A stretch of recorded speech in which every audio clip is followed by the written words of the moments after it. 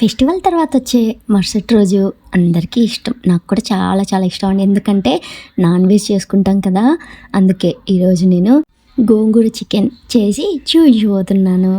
ఇది చాలా చాలా టేస్టీగా, జ్యూసీగా, సాఫ్ట్గా, సూపర్గా ఉంటుందండి.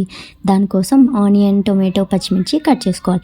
ఇప్పుడు ఒక కడాయి తీసుకొని ఆయిల్ వేసుకొని ఒక కట్ట గోంగూరను తీసుకొని బాగా వాష్ చేసి కడాయిలోకి వేసుకొని ఇలా ఒకసారి కలుపుకొని మూత పెట్టుకొని మగ్గించుకోవాలి. ఇప్పుడు ఈ గోంగూరని ఒక బౌల్లోకి తీసుకొని పక్కన పెట్టుకోవాలి. ఇప్పుడు అదే కడాయిలో ఆయిల్ వేసుకొని మసాలా దినుసులు, ఆనియన్, పచ్చిమిర్చి వేసి ఫ్రై చేసుకోవాలి.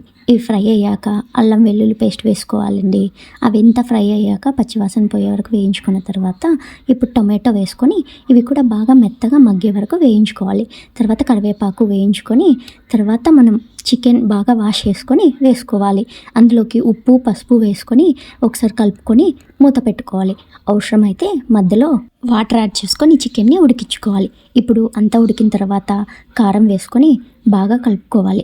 ఈ కారం అంతా చికెన్కి పట్టే వరకు కలుపుకున్న తర్వాత మనం రెడీగా చేసి పెట్టుకున్న గోంగూర పేస్ట్ ఉంది కదండి, అది వేసుకొని కలుపుకోవాలి. ఫైనల్గా ధనియాల పొడి వేసుకుంటే అంతే అండి. ఎంతో ఎంతో టేస్టీగా, జ్యూసీగా ఉండే గోంగూర చికెన్ రెడీ.